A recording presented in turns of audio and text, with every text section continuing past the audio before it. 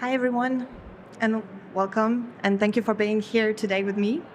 I am Lucie Caradier. I'm Cyber Threat Research Manager at Vectra AI, an AI-driven threat detection and response company based in San Jose in California.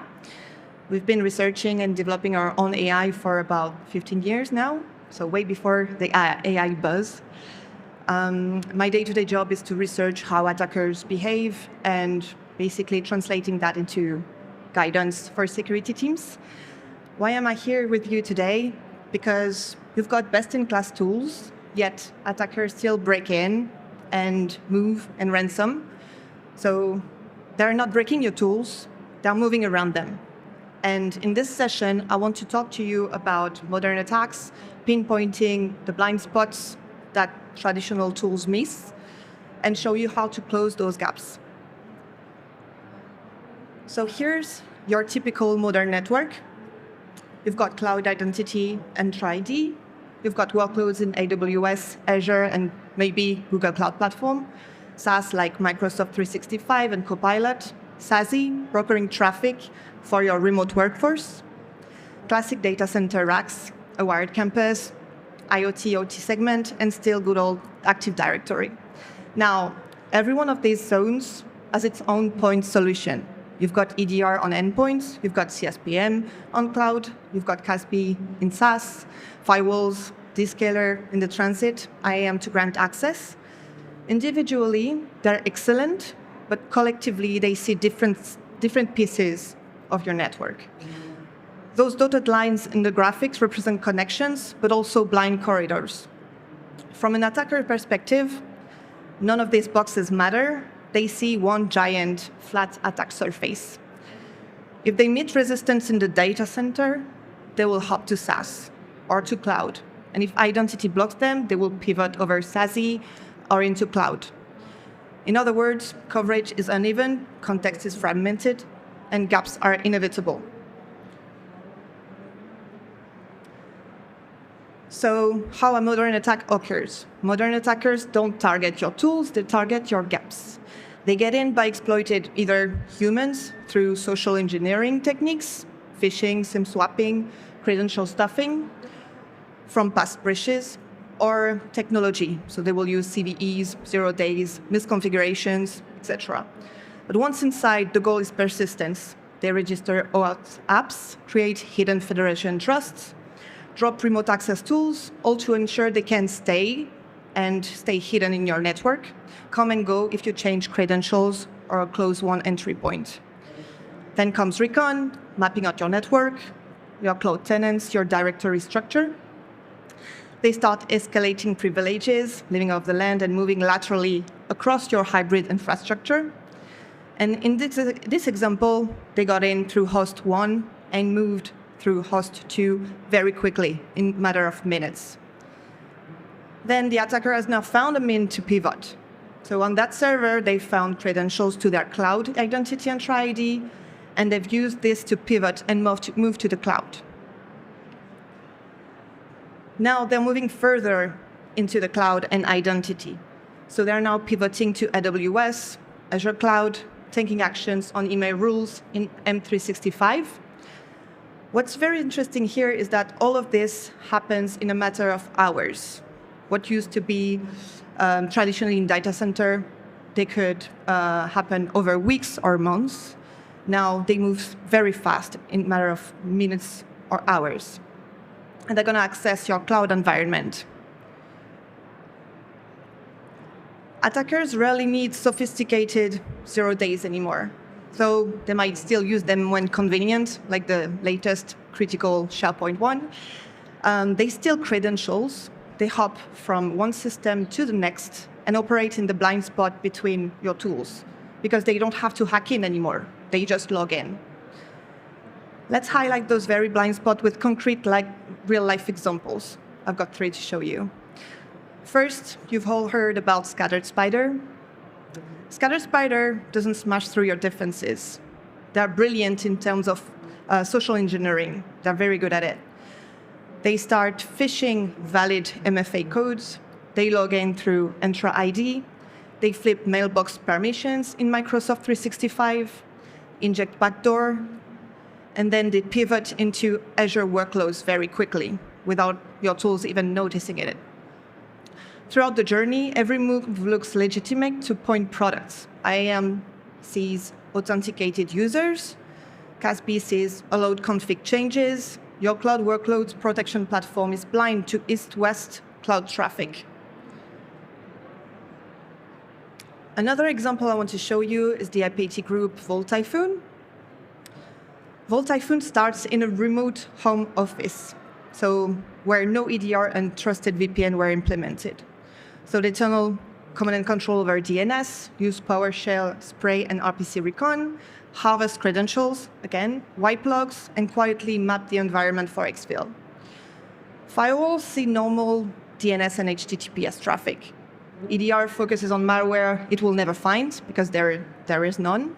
CM collects logs the attacker just deleted. And each legacy control operates in its silo, giving the intruder months of undetected dwell time. The third example I want to show you is another IPT group, Mango Sandstorm. This campaign started on a forgotten on-prem server, and the attacker crawls through Windows admin tools, then jumps into Azure and Microsoft 365. Again, firewalls, EDR, and VPNs saw nothing unusual. Valid traffic, valid credentials, valid admin actions. CASB and CSPM logged configuration as compliant. IAM trusted every token. In other words, each tool did its job like it was supposed to do. Yet the attacker moved from server shell to Entra ID, from mailbox manipulation to global admin rights, and was minutes away from wiping disks in Azure. So how do you catch an attacker who doesn't trip alarms? You need something they can't see and can't avoid. That's where modern NDR comes in. NDR, network detection and response, sits to the side. Quiet, passive, watching. It doesn't need an agent, doesn't need logs, doesn't rely on rules or signatures, which means there's nothing for the attacker to disable, evade, or exploit. If traffic is moving, whether it's encrypted or not, NDR sees it. If someone's using stolen credentials inside your environment, NDR knows it's not the real user because the behavior doesn't match. If a machine starts probing others or transferring files in an unusual way, NDR surfaces it, even if it's all happening between two cloud workloads you thought were covered. NDR does not just seize everything, it sees what matters in real time with context, without tipping off the attackers that they've been spotted. In short, they can bypass a firewall, they can disable an endpoint agent, but if they're on the network, they're being seen. And they don't even know it. This is why NDR is becoming essential, not optional, and it doesn't just sit in your stack. It makes everything else in your stack, everything you've invested in, every tool you've invested in matters and smarter. Back to the attack anatomy I just showed you. For instance, in the scattered spider attack, NDR will spot suspicious Entra ID sign-ons, risky exchange mailbox change, OAuth certificate backdoor, and odd Azure privilege. So you get the chance to stop the attack wherever it happens, whenever, like way before a breach. Regarding the full Typhoon attack, tool spot hidden DNS tunnel, RPC registry grab, brute force spray, and abnormal privilege use again. And third, Mango Sandstorm. Again, it will detect covert HTTPS command and control, LDAP RPC recon, Azure AD connect privilege anomaly, and destructive Azure resource actions. So you get to spot and stop the attack at every stage, wherever it happens.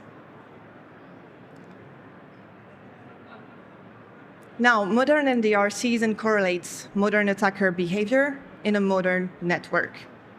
And this is what modern analysts need. I'm going to quickly show you what analysts can see in the platform. so you get a better view of what I just explained with the anatomies. As an analyst, you need to see everything in the same platform and not jump to from one tool to another to make sure you correlate everything. In the platform, our AI triages, stitches, and prioritize everything, so to make the analyst work simple. See the graph here? So it's just prioritizing the alerts. The red dots obviously are critical. The highest one are the more critical. So let me show you, for instance, the red dot over there. That's Adam. Adam is an admin. And we can see that it's been ranked 10 out of 10 as a very critical threat. Then when you click on it, you know that Adam has multiple accounts: network, Azure AD, AWS. The attacker stole Adam's identity to navigate into the entire network. And see the graph next to the list of identities Adam has? Let's focus on that. This graph shows you exactly where the attacker got in. So in that example, it all started with a suspicious sign-on in Azure AD. That single suspicious sign-on led to multiple odd behavior in Azure AD, but also in AWS and M365. As an analyst, you need to be able to find and map these behaviors as fast as you can without wasting time, since the attack takes minutes or hours. It's very fast. And because it only takes a couple of minutes for an attacker to start moving laterally, find your data, and exfiltrate it, you need to have this view. So what happens when you combine deep network visibility with the best of what your security stack already provides? You might recognize a few logos that you might already have in your stack. This is where Vectra's ecosystem comes in. We don't compete with your EDR, we complete it. We take logs, traffic, detections, and most importantly, signals that usually lives in silos and bring them to a single brain. For example, we pull CrowdStrike EDR detections directly into the Vectra AI platform, not just as raw alerts, but as enriched context that helps validate or escalate what we're seeing on the network. We ingest Zscaler traffic also, even for remote users, through pickups dropped into AWS S3 buckets, where our sensors quietly watch encrypted flows, behavior patterns, and policy bypass attempts. And when it comes to cloud infrastructure, whether that's AWS, Azure, or GCP, our sensors give you real-time packet-level visibility from the cloud data plane without relying on logs or agents. And of course, we integrate deeply with Microsoft across Microsoft 365, Azure, and Entra ID, from SharePoint and OneDrive activity to cloud authentication patterns in Entra.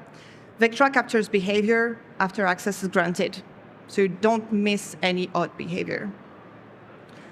We help you detect account takeover, command and control, privilege escalation, and lateral movement across your entire environment, so you don't have to jump from one tool to another.